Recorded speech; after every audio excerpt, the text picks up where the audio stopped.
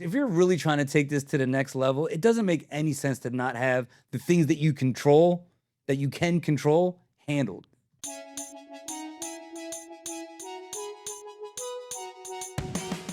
You learn a lot on your way to 70 episodes.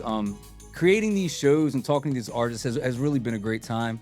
I've hoped that this show was an opportunity to kind of just meet artists where they're at, let people know that they're not alone. Maybe give you guys a couple tools for some tough days, some days when you're discouraged by hearing about the stuff that other people go through. You too might feel like you're not, just on an island by yourself. If you logged on hoping to figure out how to make millions of dollars and be the next international superstar, I regret to inform you that that's not what this show has been about. It really has been about connecting with the artists that are doing the work. They're out there every day like you and I, just trying to figure this thing out. Flawed people trying to figure it out and make it to the end of the day with some cool songs. What I did for you is I tried to compile 10 points that I learned throughout all the episodes. It was hard to just pick 10 and to keep everything in like an organized list, but I did my best. So I'm going to go through these for you, and I hope you like it. Feel free to like, comment, subscribe, and just give me any feedback. I'd love to hear what you thought about the show, good or bad.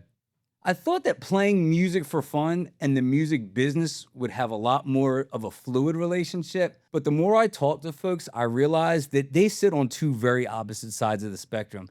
Can you be in the music business and have fun playing music? Sure. But people that just enjoy making music with their friends and somehow want to, try to squeeze a little bit of revenue out of that experience is more frustrating, disappointing than it is fulfilling. On one hand, you had just playing music, right? You want to play music, record it, put it out, share it with no expectations. Great, enjoy it. I think everybody should do that at least once or twice. On the other hand, you have music business, and that's trying to take your art and package in a way that's accessible for the public for the purpose of making a living. That means that you are officially an entrepreneur in the small business world, which means that you are beholden to those same four pillars of business, right? You have to make something that people want. You have to tell people about the thing that you made. You have to sell the thing, and then you have to deliver the thing. Now, you don't have to be an A+ at all four of those pillars, but you can't be less than a B in any. Let me talk about making the thing.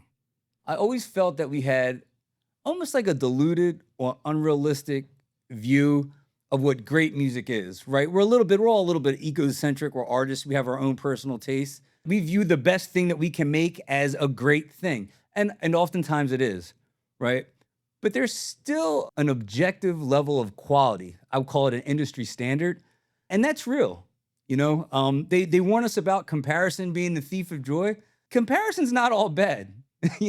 We compare our art to the stuff that's actually objectively good, and we're honest with ourselves and we note a disparity.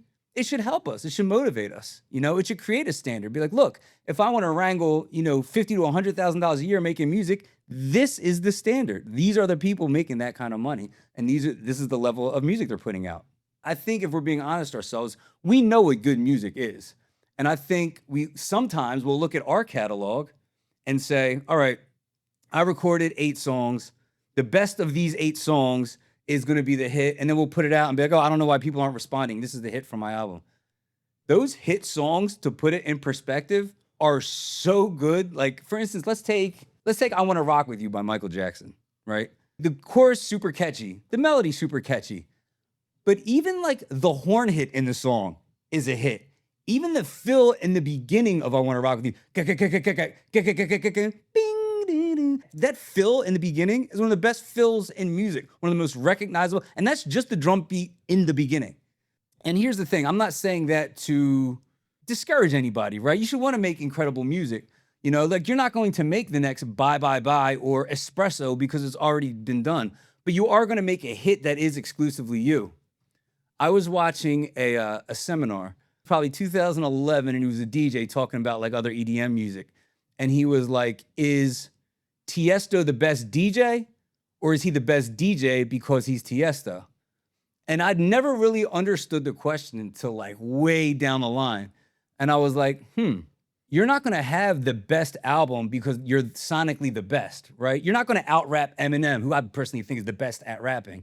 You're not going to out-sing Brittany Carlisle or Whitney Houston because you have the best voice.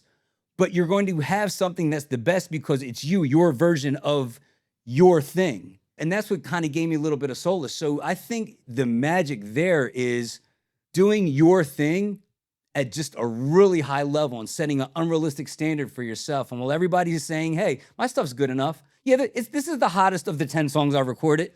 You'll have that higher standard. And I think that's what's going to propel you into the stratosphere. Just my opinion.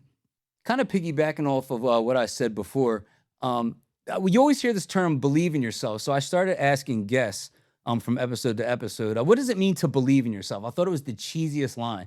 It was believe in yourself is almost like an excuse for delusion.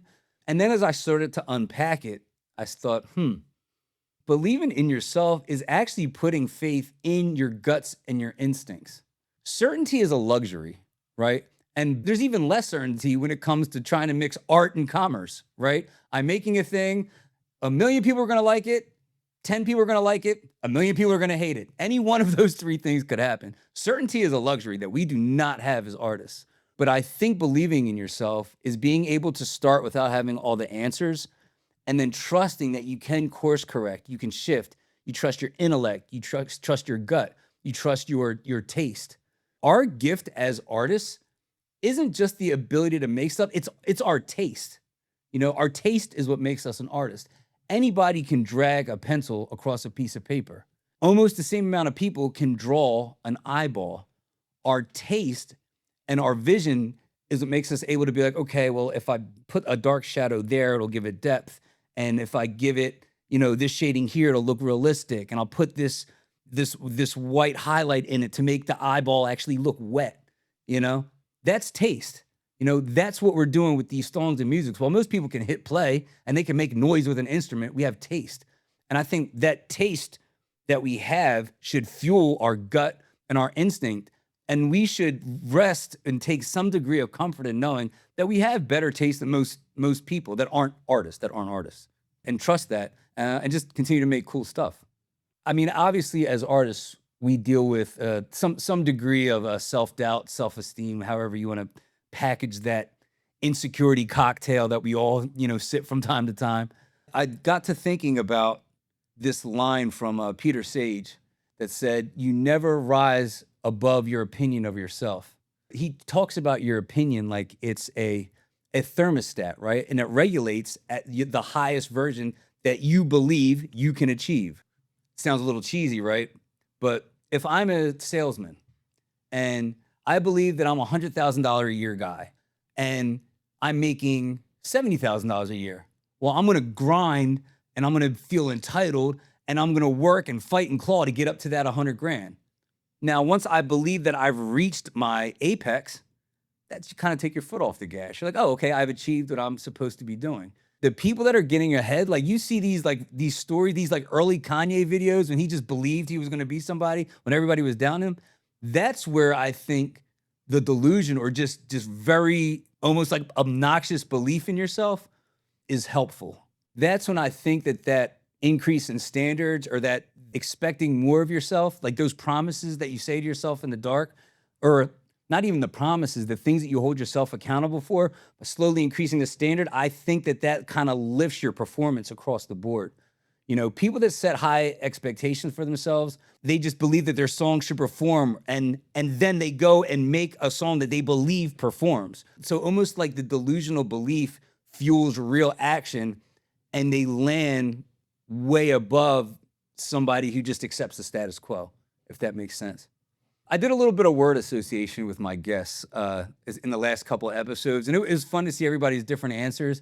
I agreed with probably 60 to 70%, and the people that I actually didn't agree with, we actually had really fun conversations. The way I said is so it's always like, what's more important, X or Y, So for one, I said, what's more important, balance or obsession? Meaning, managing the rest of your life and working at like a healthy pace, or trying to achieve greatness through obsession, throwing all your thing almost to an unhealthy degree into the art, like almost like a Prince or like a Michael Jackson or a Michael Jordan even. Not very nice guys, but just obsessed with their craft and ended up becoming great because of it. And I went back and forth about it, and I'm like, a lot of people did say balance. I think on most occasions, balance is it. I believe that there's two exceptions where it's helpful to be obsessed. One, when you're actually really young, right? You don't really have as many things, many people counting on you, as much responsibilities. I think that you have the ability to go, you're young, you have the energy, your health. You can go all in on these endeavors for like blocks of time, or you can just throw yourself all the way into it to really see if you have what it takes. I think that's helpful in the long term to really see what it looks like when you go all in on something. And then when you're on the other end of success and you're trying to break through, I think losing yourself in the work for seasons is helpful. But overall, in the aggregate, I think it's better to grow your music in a healthy way where you're balanced. You still have healthy relationships, healthy diet, mentally stable while still being able to create music and art. I think the best antidote for this is patience. If anybody saw Russ he talked about this on a couple different podcasts, but he was like, to be consistent, you actually have to be patient. Like his work ethic was crazy. I did something like a song a week for 2 years or something like that. And then he was talking about, well, if you want to break through, if you want to use that model for every song, have 30 to 50 TikToks ready to go. But there's a way to do that in a more strict and regimented way, which still kind of caters to balance. It's just more efficient and effective. So I think patience is kind of the happy medium between balance and obsession, where you can be obsessed in small parts, be more strategic, be more purposeful, deliberate. I think that's the answer in a roundabout sort of way. What's more important, culture or strategy? A lot of people did say culture. I believe culture as well. Strategy is basically just what you plan to do, but when your plan goes tits up, that's when culture takes over. Okay, what do we do when this happens? Culture connects with your values, right? I think if you're really going to be serious about this thing, you have to have your 3 or 4 non-negotiables, right? If these things are true, then it's a yes. If these things are true, it's a no. And that's what culture is. Like culture takes over when the plan isn't as finite, So I'm definitely going culture over strategy. Talent or work ethic. Most everybody said work ethic. I'm leaning towards work ethic with the caveat that you're still talented such that you're better than, say, 90% of the people, 90% of the population of what you're trying to do, right? Like if I walk into the supermarket and I'm more athletic than 90% of the people just in the supermarket, then my work ethic can take me the other 10. If I want to be a basketball player, football player, whatever. If I write songs better than 90% of the people just in the supermarket that have different degrees of interest in music, and I'm in that top 10%, my work ethic can take me the other 10. But I still think you have to have a degree of talent. Consistency or luck. No matter how consistent you are, I still think you need to have a degree of luck or timing to break through. I think by being consistent increases your chances of getting lucky. Like I think you have to be out and active and busy. Like activity begets more activity. So I think you have to be out and doing things, and then you have a better chance of getting lucky. But I think I still have to say consistency. Hustle or calculation. And that's in reference to blind hustle and activity, or like calculation and planning. On this one, I actually went, a lot of people just said hustle. You just have to be grinding. I think that nothing happens without some form of activity, but also the best education happens when you're just out there doing stuff, right? Like deliberation is only going to take you so far. I think you learn best just in the field. They say potential is a blank check, right? The piece of paper with the dollar amounts on it is useless until you actually cash it, right?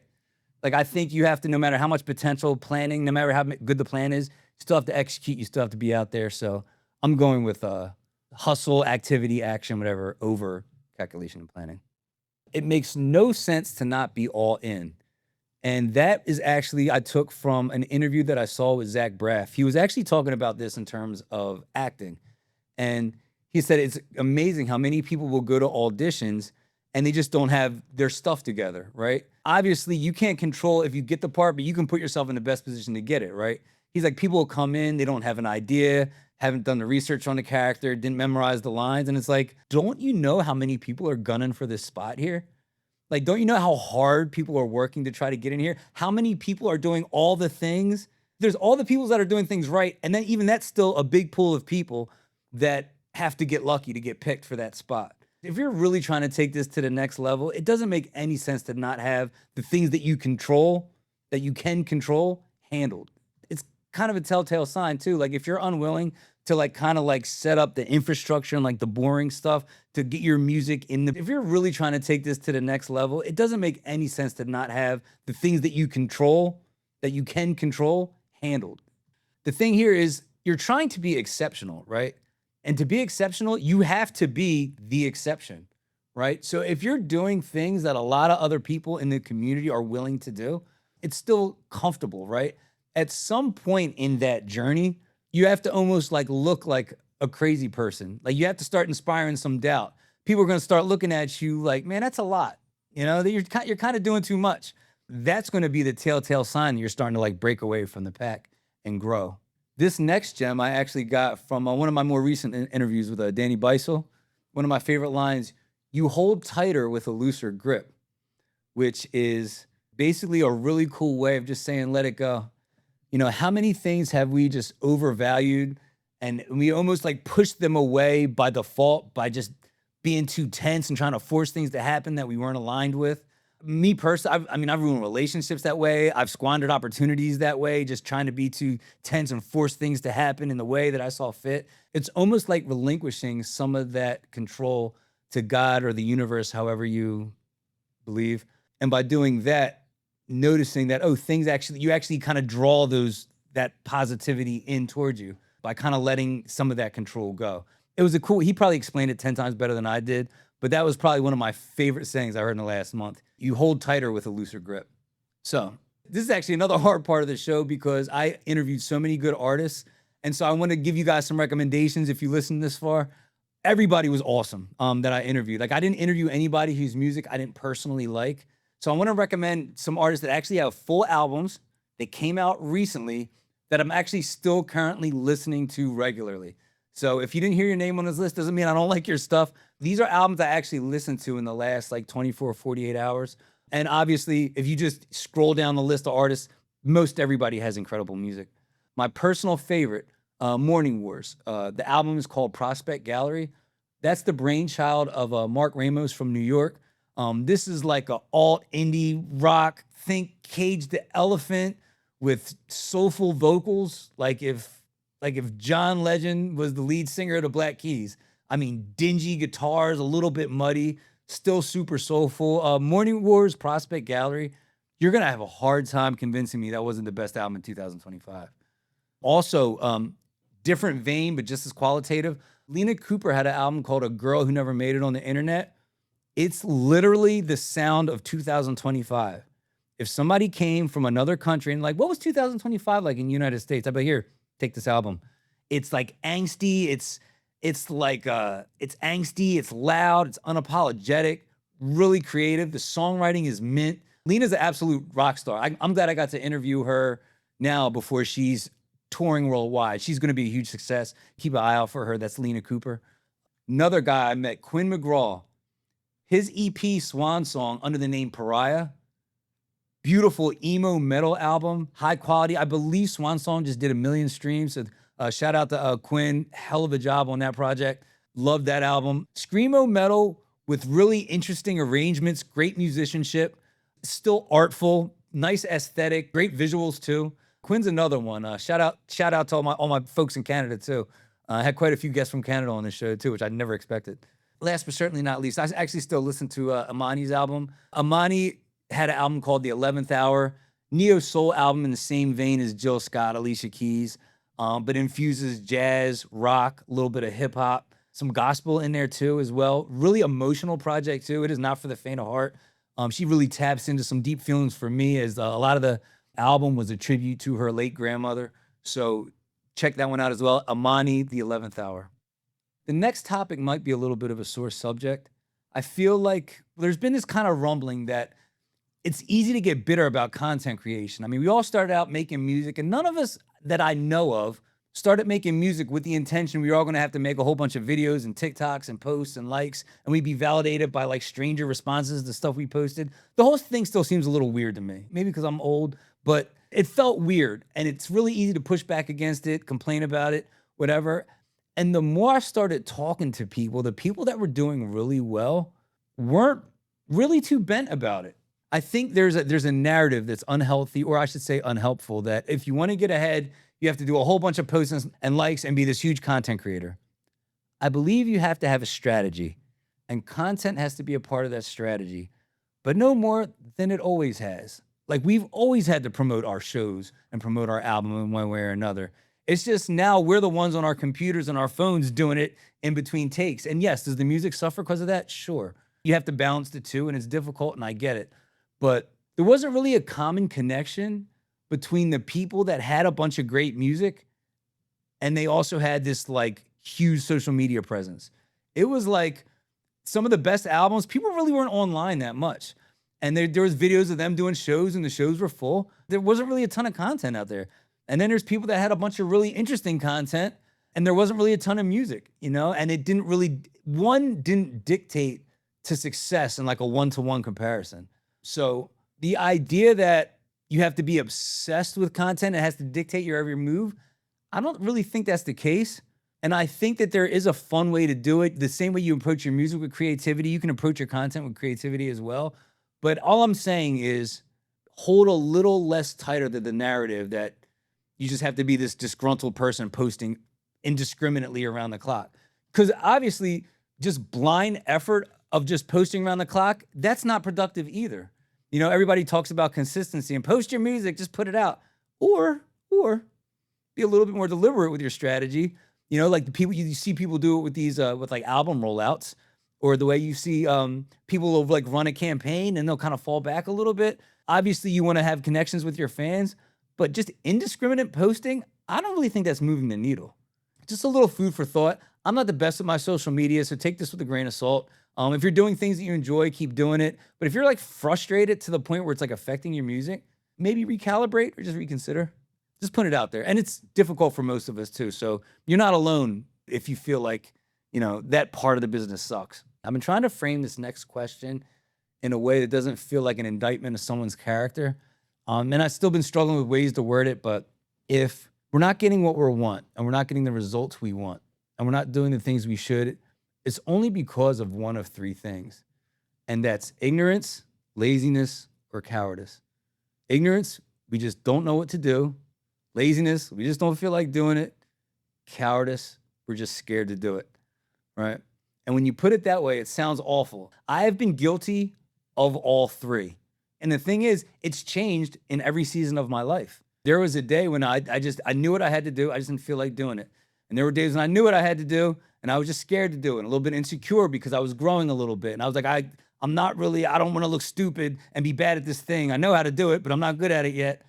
We've all dealt with that. Like, even now I'm in this weird stage where I spend 40 to 50% of my time in rooms where half the people are smarter than me, which should be embarrassing, but also it's a sign that I'm growing. You know, there used to be rooms where I was the smartest person in the room and I wasn't getting anywhere, you know, and I was just stagnating.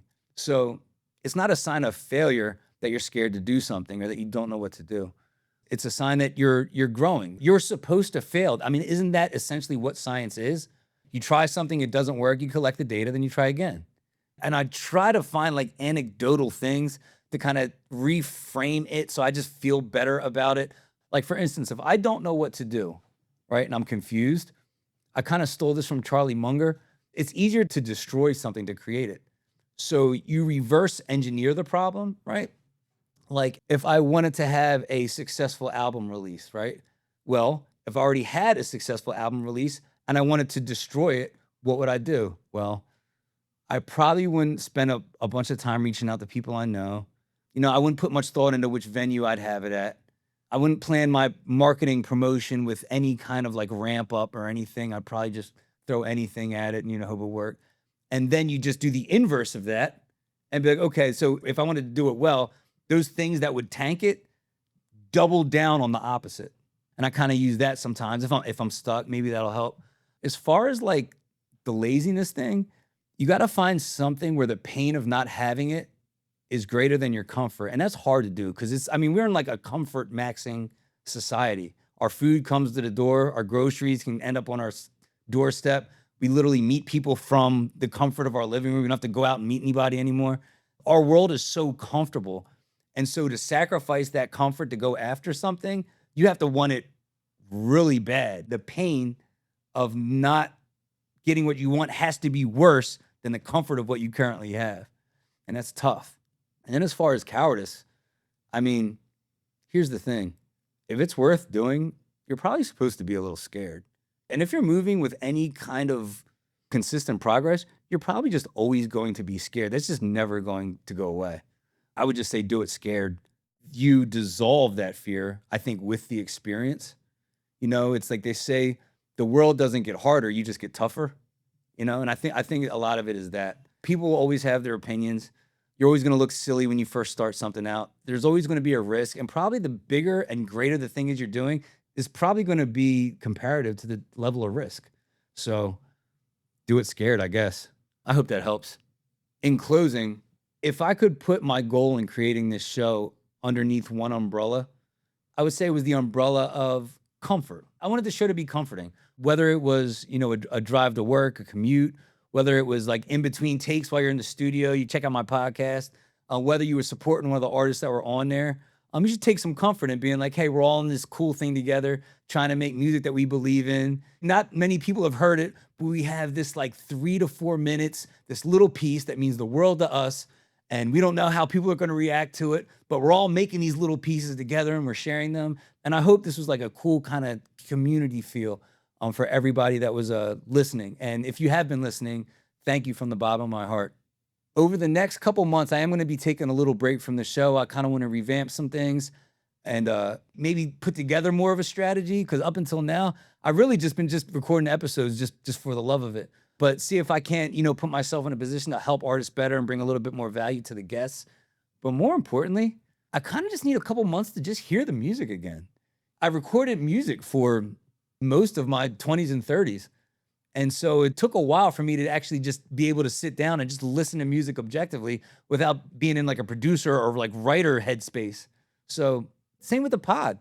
I want to take some time to just listen to music, hear what's out there, kind of get a little bit more in tune with the local community's doing. And I think all that will help me make a better show and a more qualitative experience for you folks that have been listening. So thank you. Please, I'm not going anywhere. Please connect with me on socials. If you have music you want to share with me or something you're really proud of, please send it my way. I want to hear what you guys are working on. And if you've liked what you've listened to so far, please tell somebody who loves music. Take care of yourself.